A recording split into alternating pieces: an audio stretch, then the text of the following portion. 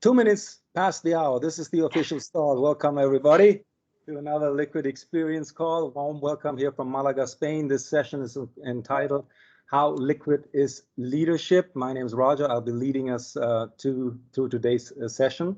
And today's session is actually based on a study entitled The Future of Leadership that was jointly conducted by the Bucerius Law School and Egon Zehnder. And before I start introducing our three guests who are also co-authors of this study, I would like to talk a little bit about what the title means. You know, we called this session How Liquid is Leadership. And I want to give you an example of what I consider to be liquid leadership by telling you about a personal experience. And that experience is from Burning Man. Now, Burning Man, those of you who don't know, it's an annual art and music festival happening in the Nevada desert. And for 1 week, like 10,000 of people come together, dozens of independent camps that are providing something, food, not only for themselves, because it's self-reliant, so you have to take care of your own food, electricity, whatever you want to offer, but there's also a gifting culture. So whatever you do on the playa is the area of sand where the Burning Man is set up, it's for free. There's no trade-off. You don't expect anything in return. You're giving things for free. And that was an experience that I did for 3 years, from 2015 to 2017. I was part of a group in San Francisco called Dementa. I think it had to do with the fact that we were offering mojitos, which are made with mint. So there's a mint connection there. And as I said, gifting is one of these core principles of the Burning Man. Another principle is self-reliance. So like really taking care of all your own stuff. And also a principle was leave no trace. So the idea here really is you come to an empty desert, and when you leave it empty again. So you take everything with you that you brought, including your garbage, including your gray water from showers and kitchen or whatever. So really in a sustainable idea.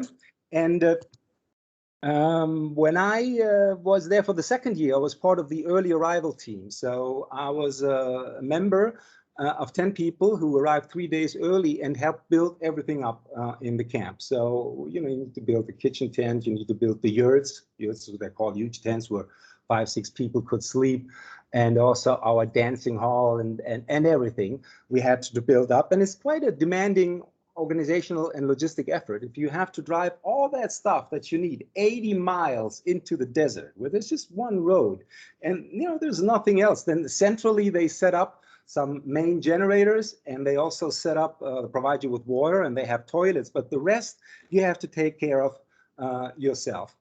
And in our camp, each of the main tasks was given to one person. So in that regard, I must say that the construction team resembled the classical leadership structure. Like you have responsibility and accountability, and people tell other people what to do.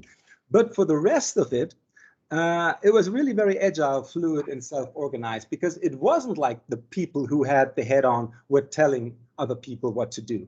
It was more like people found things to do. I was deeply impressed with how kind of chaotic and disorganized everything seemed, but how efficiently the work actually proceeded, because people did what they wanted to do, what they enjoyed doing, and they helped out where help was needed. There was no working plan. There was no command and control structure. It felt like a very communal experience. And I, as a rookie, I did a lot of different things. I helped with kitchen tent and the main structure and the yurts. In between, I was making sandwiches for all of us, because you have to imagine, the first day you're working without protection. It's like 30, 35 degrees in the heat. You're setting these things up, but you need lots of water and fluid. So making sandwiches. And then again, I was pouring gasoline into a generator. And at one point, I realized that we hadn't built the shower yet. We had no shower. And so I took it upon myself to build the shower, although I wasn't the shower guy. I just realized we need to shower.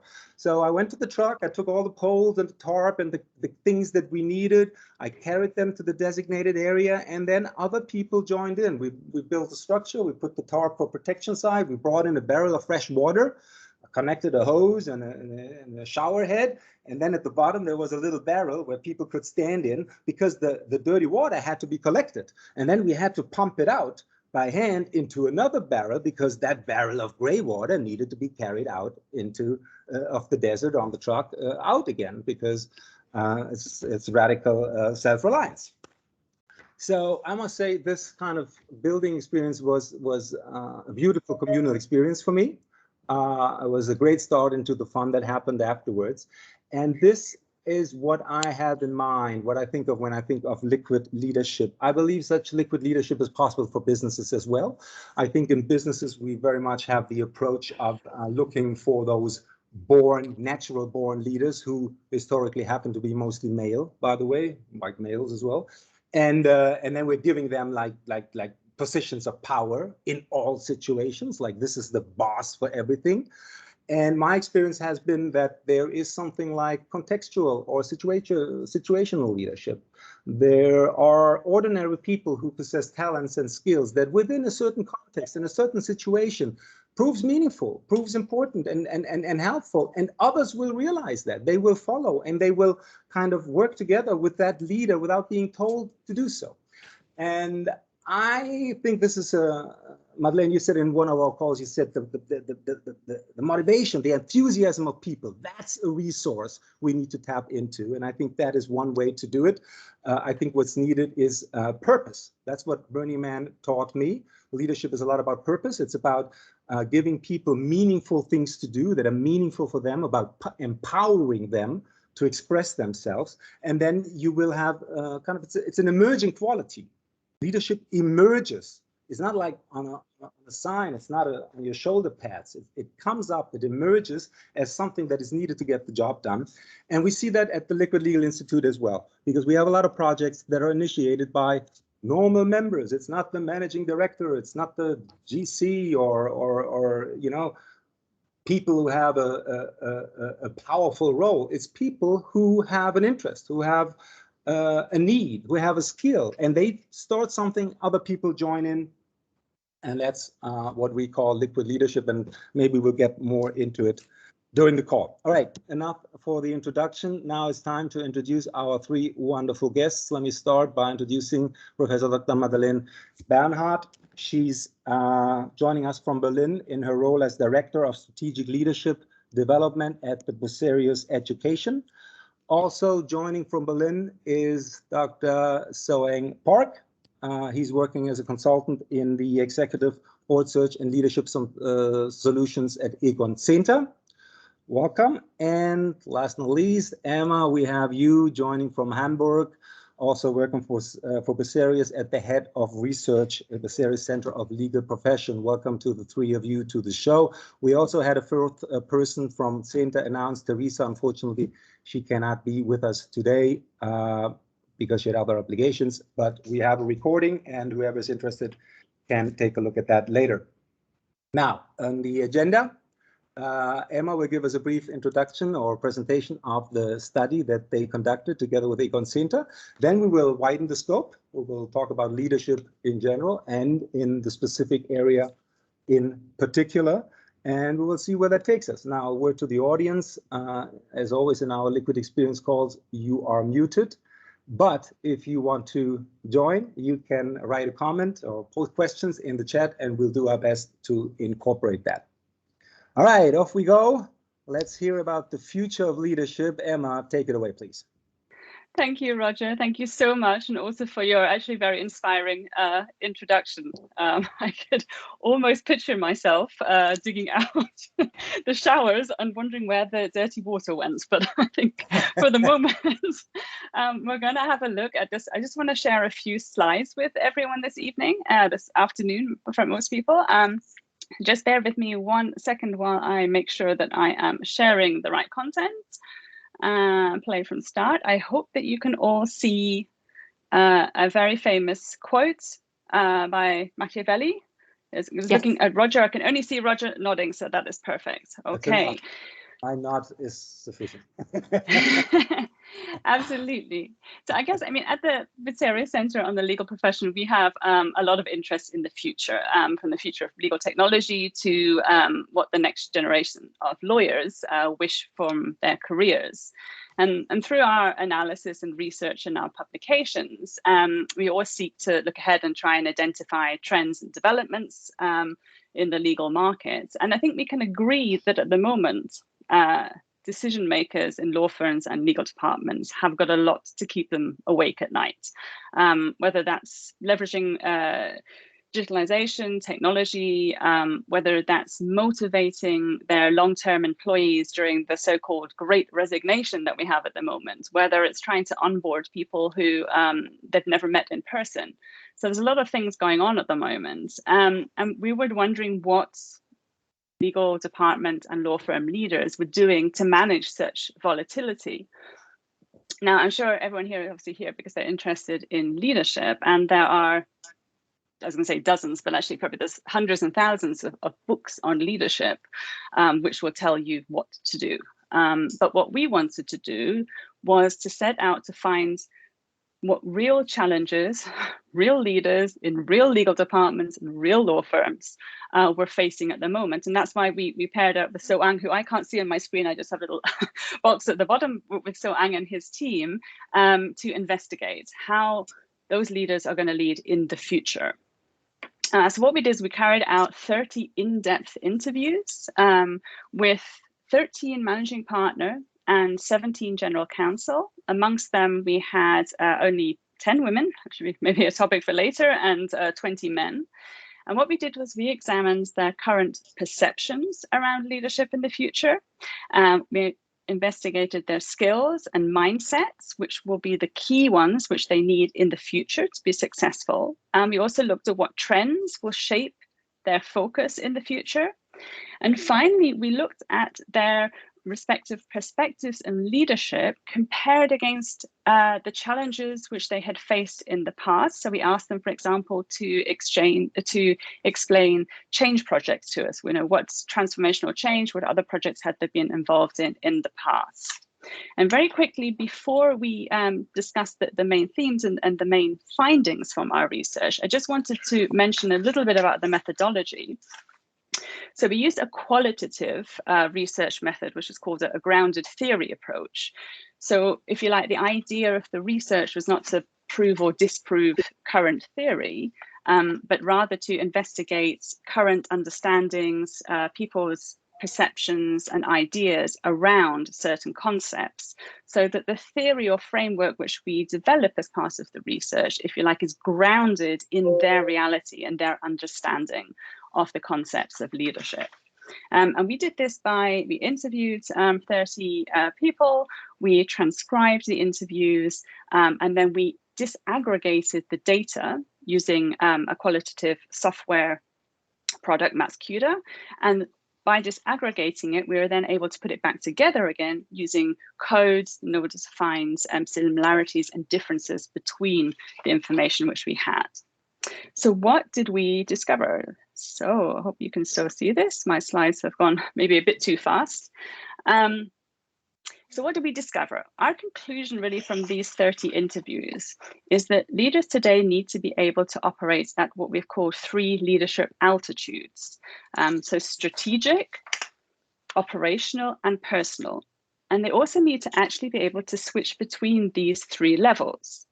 So firstly, if we look at the top, we think of strategy, of course. So a strategic systems focus is needed, a sort of broader perspective. And they need to be therefore aware of the systems outside of their organization, which is why I love this quote here. The problem is you need to get out of your bubble because you're firmly rooted in your clients, the people who you meet with on a daily basis. And actually you need sparring partners outside of that to give you a broader perspective on the legal environment, on what problems and what issues are coming up in the future.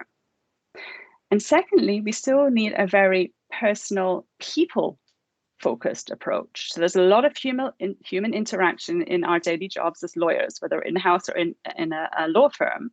And therefore, we need to be able to focus on our fellow human beings. And I think the pandemic really showed that to many of us, that that's a very, very important aspect of a leader's role, is to keep everyone within the team, to motivate them, and to help them through the crises. So leaders need to build very strong relationships with their team, but also to encourage open and honest dialogue in order to eventually empower their teams to meet future challenges. There's no point the leader doing everything themselves, but they need to provide the teams with those skills in order to be able to cope with the future. And finally, which is actually is a really interesting aspect which came out of the research for us, is that many people use the interview to reflect on what had happened in the past. And it was actually the first opportunity they had, because in our day-to-day lives, we are so busy answering the client's calls, dealing with business issues, risk issues come up all the time, but we very often don't have any time for reflection and focusing on ourselves. And therefore, actually, what came out of the study is an important point, is that leaders need to find time to reflect on their leadership behavior, and also to think about what mindset they actually have themselves and what effect does that have, their personal behavior, on the rest of the organization. So going back up to relate and to connect. Now, from the model we developed, we can see that the leaders need to be aware that adaptation is not only outside of the organization, but also in their organization and then within themselves.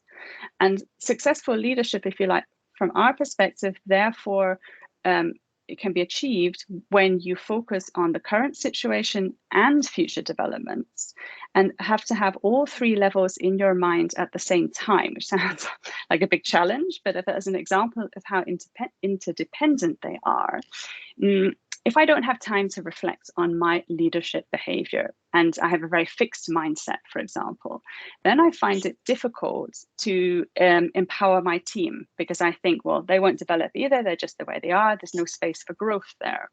And if I don't empower them with the skills to deal with future challenges in the future, it means that I'm tending to lead from the top and not to delegate enough and not to involve my team enough.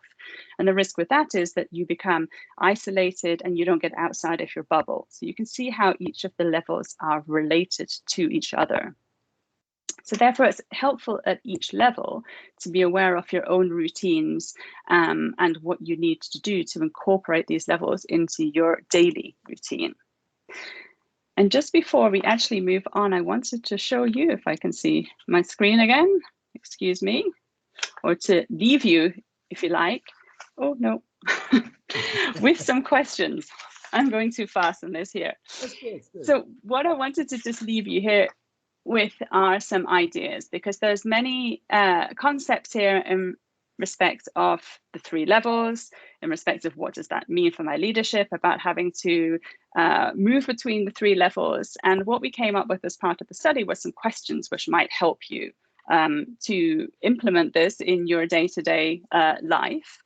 And one thing which really struck us is that actually good leaders ask great questions. So it's all about not telling, but asking for more information. And when it comes to the systems approach, getting outside of your bubble, expanding your network, is asking yourself, is there someone I've overlooked? What about the HR people? Maybe I could involve them in my decisions. Is there anyone else in the organization who I could ask for their opinion? And how can I proactively look for changes outside of my organization? And when it comes to relating to others, and I think I've already mentioned this already, it's important to create a psychologically safe environment that allows my people to ask good questions. And a lovely example of this was at our recent Herbsttagung, we had a conference, we had a panel which discussed whether there was place for purpose, as Roger said, in the legal market. So if law firms could focus on purpose over profit. And we had a young next generation lawyer on the panel. And what she was saying was that for her, it's very, very important that law firms have integrity and that they put purpose above profit. But what was missing from her perspective was an environment in a law firm where you could discuss these issues openly. So maybe she didn't want to work for a particular client or work in a particular area, but she could not share those views, or she didn't feel as if she could share those views.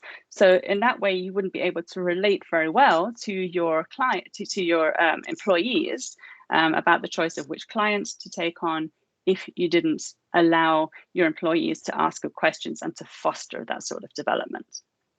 And last but not least, as I said, ask yourself, what is my mindset? How does it influence my people?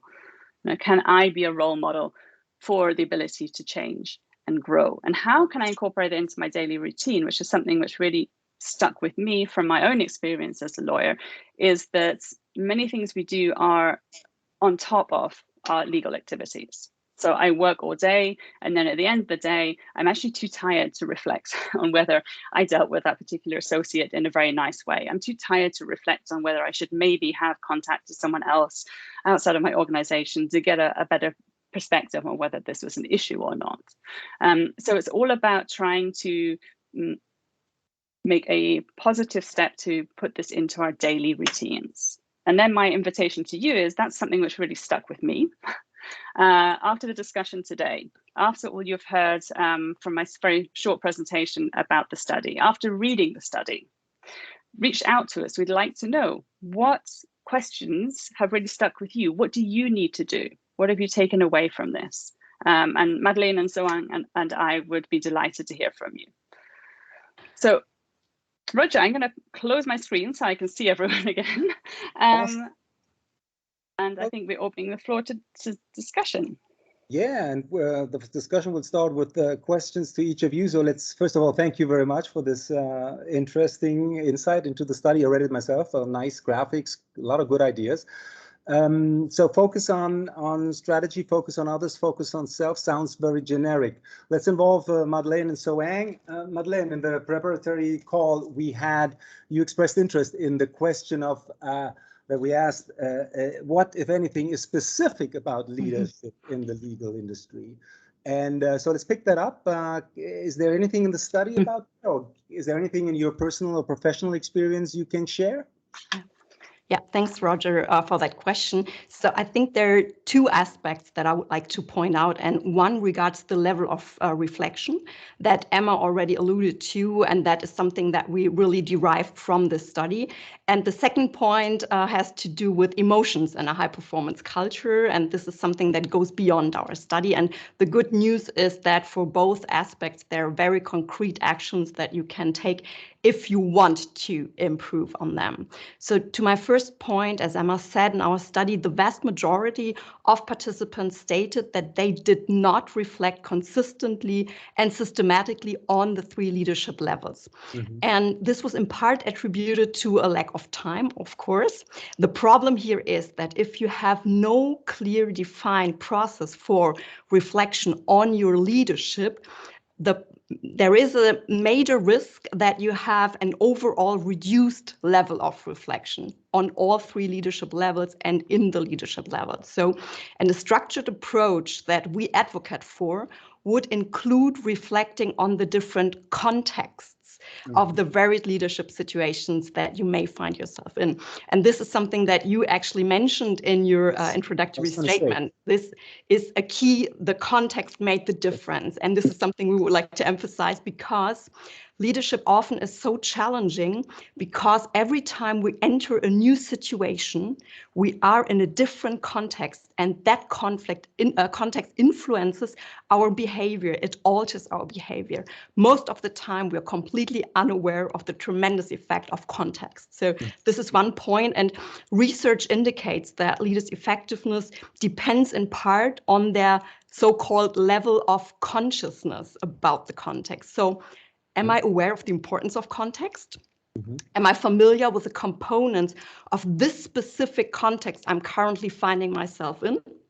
And am I being strategic about the context in order to achieve specific goals that I want to achieve? So developing a process for reflecting on those 3 leadership levels or altitude that includes the contextual level is something that, in my view, bears enormous potential to make your leadership more flexible and more adaptable. So this is the first point. And the second point regarding emotions and a high-performance culture, that goes a little bit beyond our study. There's other research that points to that very clearly. So generally speaking, as a leader, you want to keep your business financially successful, and you want to keep your people motivated, as you mentioned, Roger.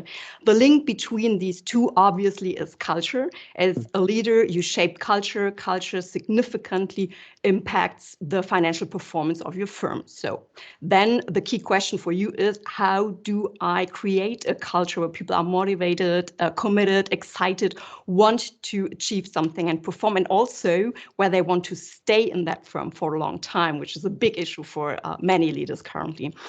And a key element in this regard are positive emotions. If you want to build a high-performance culture, you need to focus a lot on positive emotions. And you need to foster an environment where positive emotions are actually created and augmented. And the idea here is that research shows over and over again that positive emotions come first, and then high performance follows. And we often mix it up and think, well, first I have to suffer, work, and then if I'm successful, I will probably, hopefully feel some positive emotions. You have to turn that around. So how do you create positive emotions in your culture? And there comes the specific aspect for the legal industry. I think that in the legal profession, due to the very specific professional socialization process, there is quite understandably a very high appreciation for the intellect, for the rational mind. And emotions may be perceived as a tremendous danger to the quality of this key asset that actually made you successful, namely the rational mind. So then you have to bear in mind that you may be inclined to not focus enough on creating a high-performance culture that includes emotions, right? This is something I think, especially for legal leaders, to bear in mind, that the professional socialization may have an impact here. And then you may ask yourself, how could I systematically create a culture that includes positive emotions? So ideally, all of us would feel around about 70% of positive emotions throughout the day. They can be mild, it does not have to be ecstatic, but there should be some positivity, around about 70% over the course of the day. So you can ask yourself, what are the behaviors, the thoughts, and the emotions that our current reward systems are enforcing, that the performance metrics, the processes and structures are currently enforcing? How could that be altered? And I, as a leader, do I act as a role model? How many positive emotions do I exhibit throughout the day? So these are the two aspects. And I think finally, if as a leader you want to work on these two aspects, the key for you is that you have to develop habits of thought and then ultimately, of course, habits of acting. And this is something that you, Emma, already mentioned. So the question is, how do you then build habits? And there is a problem, again, that is not exclusive to the legal profession, but it's something that we experience over and over again. The focus for improving your leadership often centers around short-term horizontal leadership training. So you get new knowledge, you get skills, you learn how to give feedback, how to listen well. In contrast to this, vertical leadership development really supports you in developing a new way and a habit of thinking, the ability to think more systemic and more interdependently and not independent, right? And this is about how you think and how your quality of thinking can be shaped and advanced. And this is particularly important if you want to lead in a rather complex and ambiguous environment. So in my view, this form of vertical leadership development is something that can close the gap between what you as a leader already know what you should do and what you currently may be doing, although you know better. So if you want to work on these topics, one option might be to focus a little bit more on vertical leadership development. So these are the two aspects, Roger. Well, thank you for that question. I mean, thank you very much. You mentioned culture, the importance of culture for performance. And in our preparation call, the four of us, we agreed that the legal industry is in a process of change that includes cultural change. Better work-life balance, away maybe from the billable hour to alternative fee arrangements, more collaboration. We have this generation set that says, hey, I don't necessarily want to work for money only. I want to have a good life. And in Germany, at least demographically, we have an issue with new lawyers, old lawyers leaving and not enough new lawyers coming in. And when we discussed that, bringing So-Ang in now, I was struck, So-Ang, how adamant you were about saying, hey, this change, this cultural change has to come from the top. Okay, there are some other elements as well, but basically it has to come from the top. And I want to play devil's advocate here a little bit and ask you, isn't that isn't that a little bit counterintuitive to say that the very same people who rose to the top in an organization, in a given culture, and who are now responsible for the culture, for the way things are, that they should be the ones to bring about change? And when we talk about that change, don't we have to look at it more holistically? You said systemic approach, systemic thinking, Madeleine, you know, start with the education of lawyers and the mindset with which they enter the job.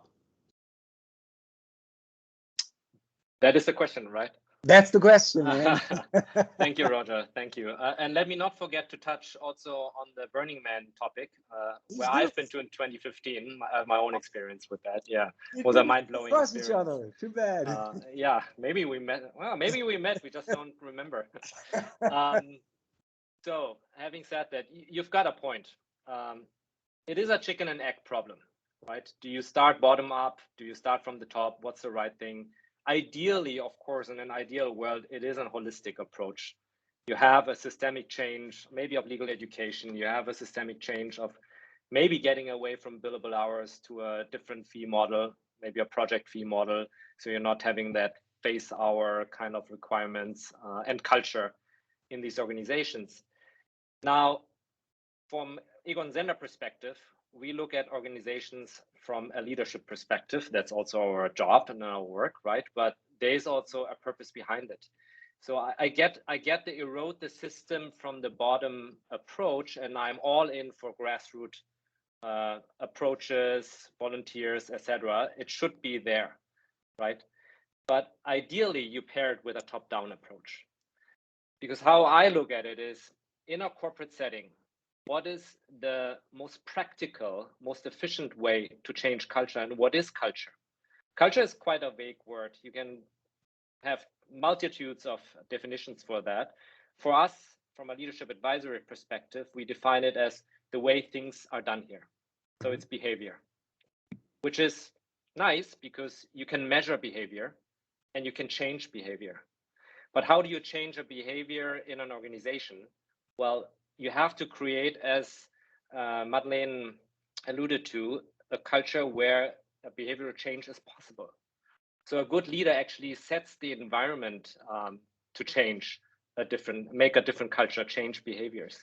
And yes, of course, these leaders, especially, for example, law firms, they have risen along the ranks of people. There is biased hiring, there is biased, non-inclusive promotions, right? You have all these things in place, but then even more, it is important for me and for us to identify the right leaders, to support them, that they can actually achieve this identity shift, which is necessary.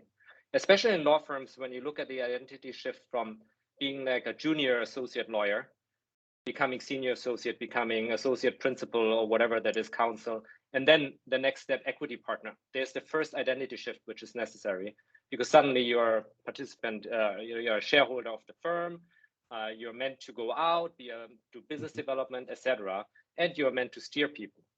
Mm-hmm. And the next step would be you become managing partner. What kind of identity shift does that require, right?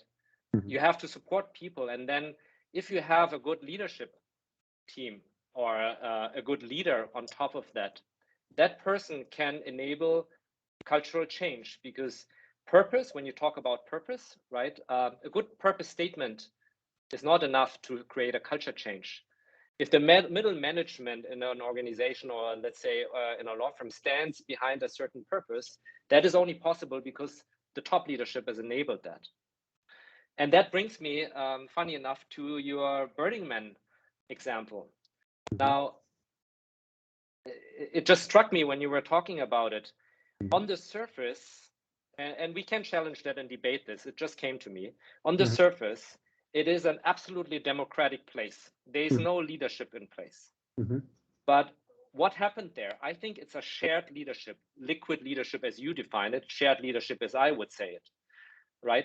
There is someone at the top of Burning Man, not visible, creating that space, creating the rules of there's no monetary incentives. You can only gift, you can only receive gifts, right? You should be nice to each other. So someone set these rules in place. Even in a camp scenario, there's someone who organized Dementia, the camp, and allowed you, Roger, to actually be able to build that rain shower, to take that sewage water and carry it off the playa, right? So although we don't see a leadership structure, I believe there is an inherent leadership structure, which is extremely fluid, which is extremely liquid, fluid, shared. And so someone is sharing their leadership responsibility with others because they feel in that camp, Roger has the better expertise in building the shower. The other person has the better expertise in cooking the coffee. I, for example, cooked a lot of coffee. So it is in the end, we as human beings congregated there with a leadership.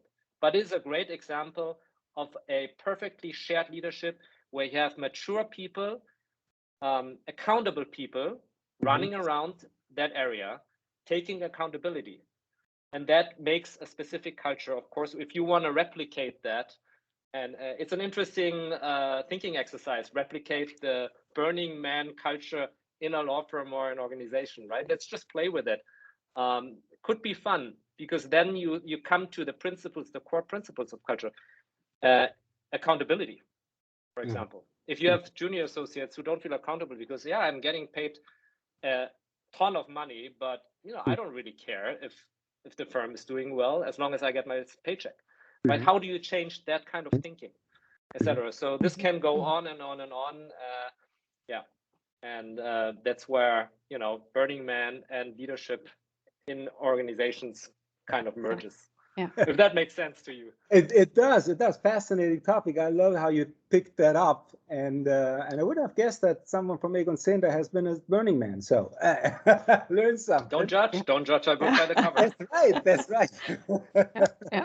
Roger, may I add a sentence to what Sarang just said? It just came to my mind that we often forget what leadership is, and it really is a system, and you have the leaders and you have the followers, and you have, as you have just said, the context. And I think that really we have to always remind ourselves to change that perspective towards a systems perspective and a systemic perspective. Not only the people on the top. I very much agree with that. So fascinating. Emma, back to you.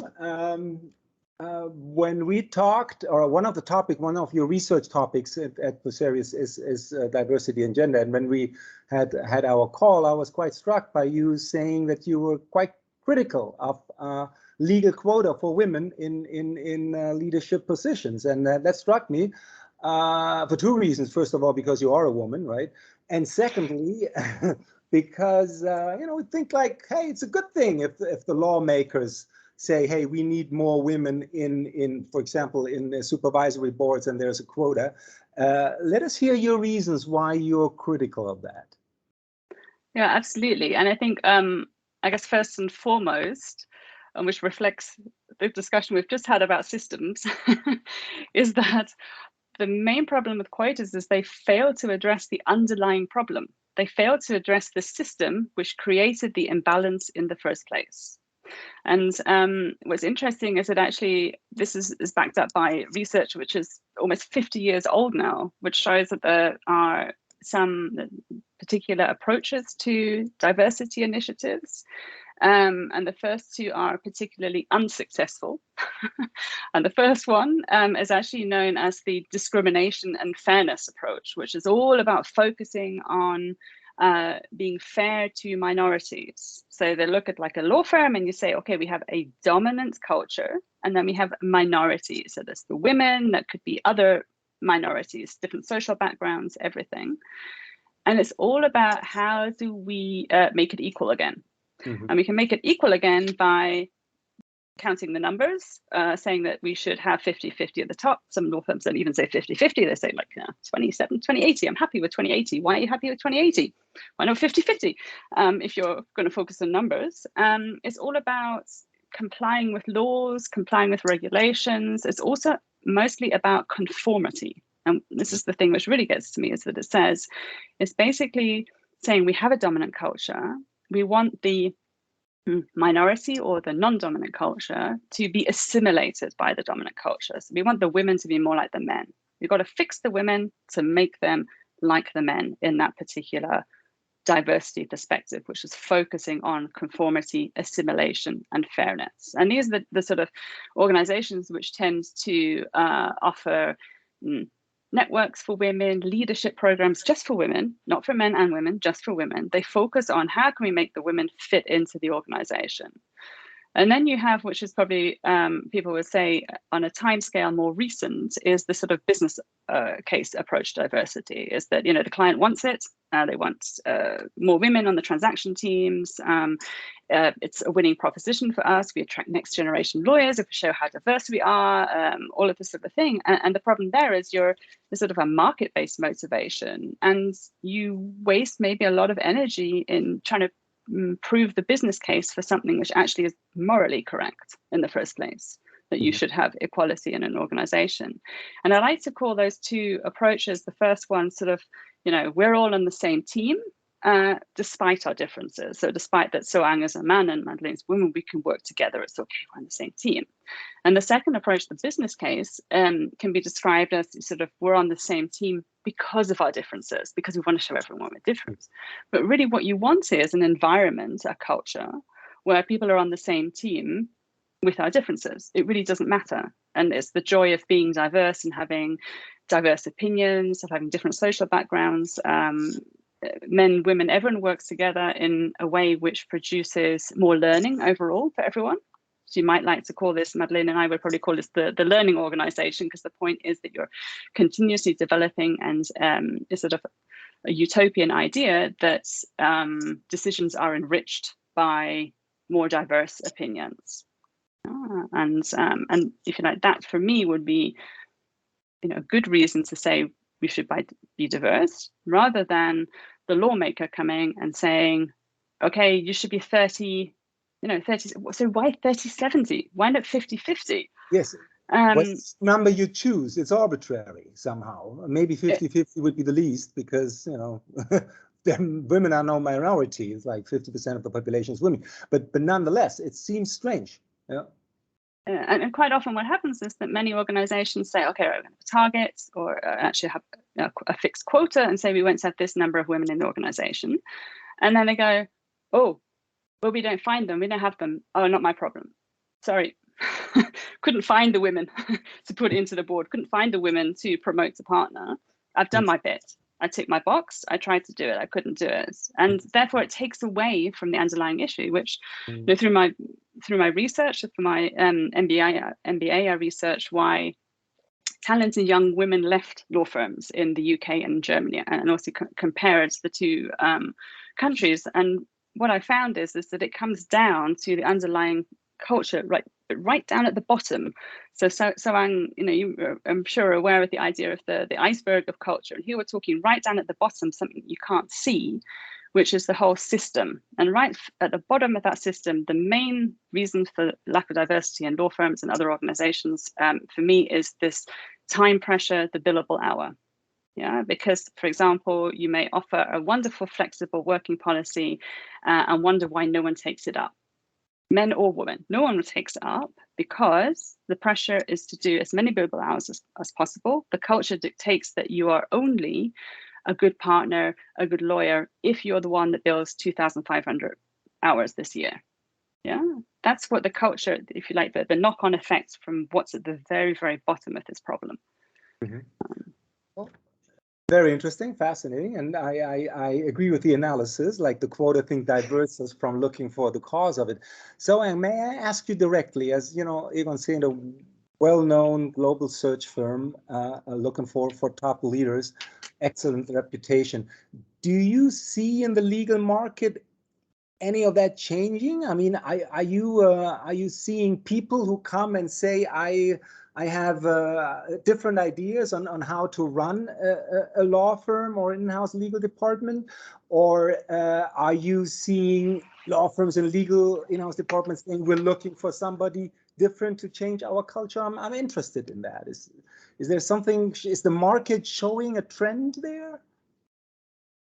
For sure, yeah. I mean, there's outward pressure on everyone. And I think we can see that even in the latest price hike, so to speak, of law firms, right? Why are they hiking the prices up to 160, 180,000 first year salary? there's only one reason, because they can't get the people anymore with other ways. And we're only talking about, let's say, the US and the UK firms, but everyone else has to adhere then later and also increase their first-year salaries, right? And I want to make a differentiation between in-house departments and law firms. For sure, in-house departments have been always at the forefront of, let's say, culture innovation. And that's just by the nature of the beast. They're embedded in a corporate organization. Corporate organizations have been dealing with these topics in various forms in various countries or continents with different diversity factors, right? In Germany, we are focused mostly on gender diversity. Obviously, in the UK or in France or in the US, there's a total different, kind of issue on the horizon. And I think the good news is, both in terms of hiring general counsels, there has been a big push for female general counsel hires. A lot of clients, they want to see a diverse slate. And when I talk about diversity in this context, it's mostly female diversity. I hope we can expand this to also ethnical diversity, maybe social background diversity, all kind of diversity factors, right? But there has been a push, and I would say from all the functions which we cater to on the C-level, probably the general counsel one and the chief marketing officer one are the most easy to place, because there is a lot of good female talent there. Whereas if you look into the CTO space, CFO is so-so, but the CTO space is it's super rare to have a good female talent, and then competition is fierce in that sector, right? And from that female candidates especially, but also very good male general counsels, there's amazing stuff coming. I just remember one particular person whose name I don't want to mention, who's very ingrained in transformation, right? Who wants to go a chief transformation officer route. Why? Because she believes that as a general counsel, wherever she comes to in the organization, everyone takes her serious. Oh, legal is here. So her opinion carries weight. And then also with the legal organization, she pretty much touches every corner of the organization, be it from employment law, because of hiring of people, antitrust, corporate, capital markets, you name it, IP, right? Everything is touched by the legal department. That's the beauty of law. You can be very broad. And with that, she has insights in all the processes that are going on and knows which are inefficient, which are efficient, etc. So that's one, approach, or digitalization, etc. So the modern general counsel and all of our clients, there's this one buzzword that everyone wants. We want a business enabler general counsel. We don't want someone to tell us what are 10 risks like you would do in a law firm, because you have to create work. And I'm a lawyer by education and work and training, right? I learned in the preparatory courses, Probleme schaffen, nicht wegschaffen. Yeah? Create problems, don't get rid of them, because then you can make a good grade in the final exam. And that is kind of twisted, actually, if you think of it. And when you go in-house, now in-house lawyers, they try to think of innovative ways how to not do that, right? Maybe leverage in legal tech, et cetera, et cetera. So I think, actually, I'm very happy to see how in-house counsel are on the forefront of innovation. And the law firms, that's a different story. It's just a different business model. Of course, the hourly billing rate model does not help. There's law firms who are also more ingraining themselves in innovation, building own legal tech departments, etc. But there's still a lot of work to do. And I understand that it is a heavier weight to move, actually, because it has been so successful, and it is still a professional services firm. So, it's a complex discussion to have. What and why can they create real innovation and transform their culture? And what is the incentive for that? Also financially, because in the end, they want to make money. in the end, it's about the money. Yeah. Let me just read out a statement here from Claudia Juncker, because it's not a question, it's a statement. Emma, your argument is diversity should work out by inside. The reality is, without quota, this will take 200 years. Maybe that's a nice transition, Madeleine, to you, because you hold a different opinion from Emma's, right? Yeah. So in this regard, I would actually agree with Claudia. At the same time, so I mean, Emma really knows what she's talking about. So I have really a different angle. I totally agree with that systems perspective that you need a change there. At the same time, I'm completely disillusioned if I think about how many years will it need to take until we have enough women on board. And the problem is that we know diverse teams, so I'm just speaking about women and men here, are more high performing than non-diverse teams. But only if there is a quota of at least 1/3 of women in a team. So it doesn't help, it doesn't do the trick if you say, hey, with one woman, we finally found one and we put her into that team, it's not going to work. Then you really have that assimilation problem, and the women may tend to become a better man. So we really need enough people. And then, so I really am in favor of the quota. At the same time, I agree with Emma in the sense that we really need a very clear systems approach, because at the core of the culture, there is a narrative. And these narratives, although they may be wrong, they are very strong. And these narratives already kick in when we recruit new people. And I think what we can do as leaders in order to change the system is think about how, when we recruit new people, we can make sure that we hire more diverse people. And it's not only about gender, it's about different thinking styles, approaching problems differently, all the diversity aspects that you mentioned, Soang. How can we make sure that within a recruitment process, we don't fall prey to all the unconscious biases that we have despite the best efforts? And I'm really in favor of behavioral economics at this point, because I think that it is a good option to circumvent all the traps that we might otherwise fall in. And as long as the narrative is very strong that, for example, well, we would like to hire, or we would like to have more women, but we just don't find competent women.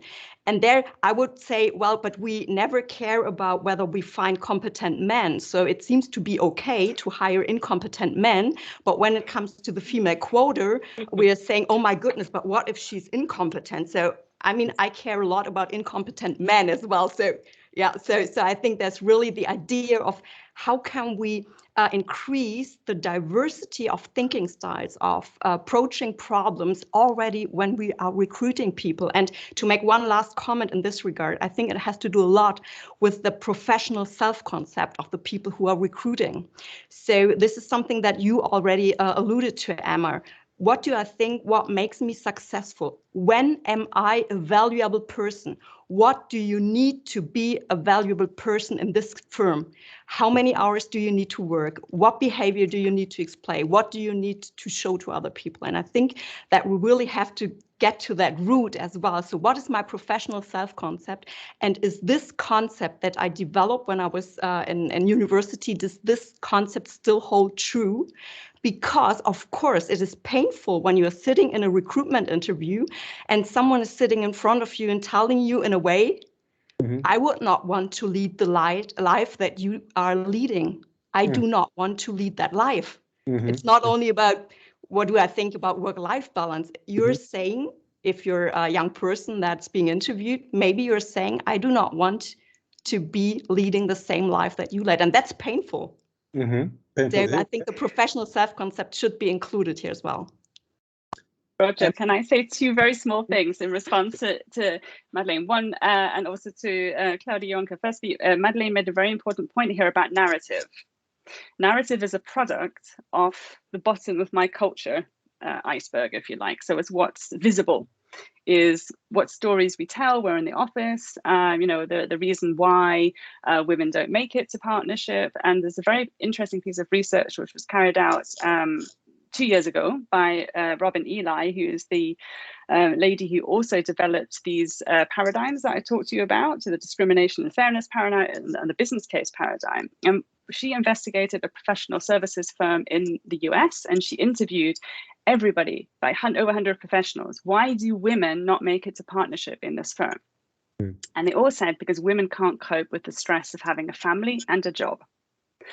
She also then asked everyone, how stressful is it having a family and a job, and found no difference between men and women, which means that the narrative, women can't become partners in this particular firm, it wasn't a law firm, can't become partners in this firm because they can't manage work and family, is a exclusive creating narrative created by the men in the organization to protect their position as the ones who had the right to become partners and the women not. So something like a narrative can be hugely powerful, which is why what Madeleine is suggesting with the behavioral economics is so vital to move that dial, to change it.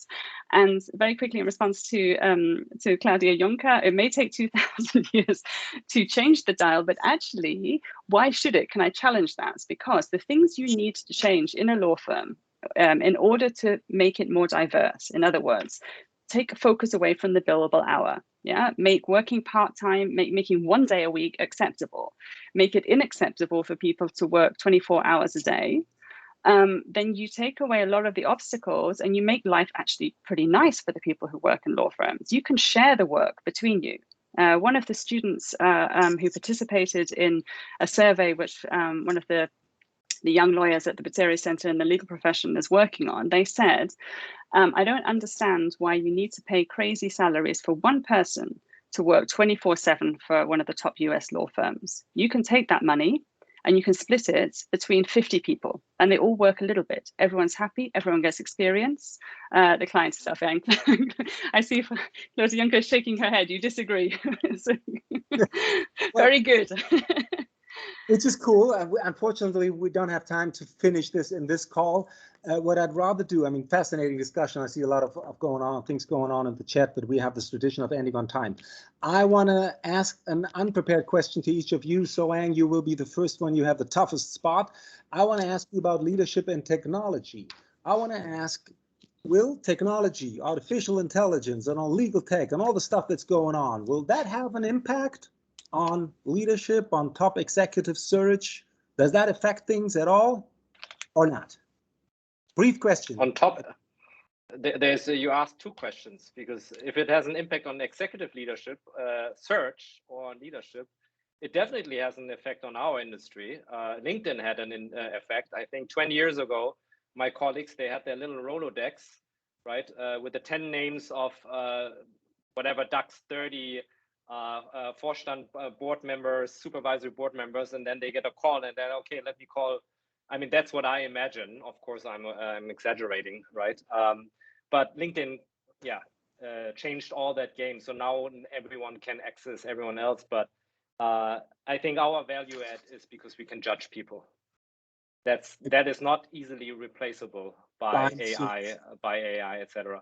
But yes, of course. I mean, I'm trying to leverage technology everywhere I can, and I think also in organizations this will happen. How it will happen is a different topic, right? Is the litigator going to be replaced by a litigation machine? Yeah, to a certain extent, probably, for like mass claims, right?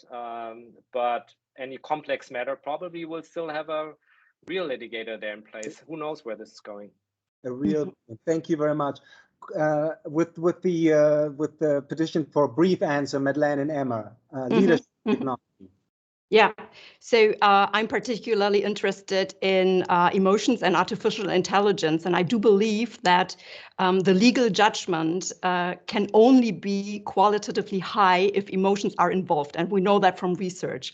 And in this sense, I do believe that they will not be replaced by artificial intelligence because this process is so very complex. For now, we have not identified a clear area, neither in the brain nor in the body, for one single emotion.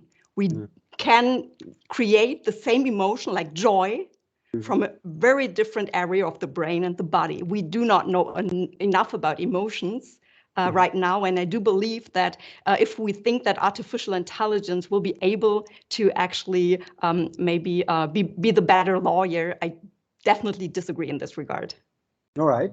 Thank you, Madeleine. Emma, brief response, please. A very, very quick response. I think Madeleine has highlighted it very clearly. Leadership is about people. It's people. People, how we interact with people, whether it's ourselves, whether it's other people in the room, whether it's people outside of my organization. It's all about these interactions. So let's reconvene when we have androids with emotions and then see where we stand. I got to say, guys and girls, this has been a fabulous talk. Enjoyed every moment of it. Very interesting, very stimulating, good communication to the audience. I hope you enjoyed it. I hope you'll tune in again to our next Liquid Experience call whenever and however it will be. Until then, have a wonderful Friday and a wonderful weekend. Thank you very much.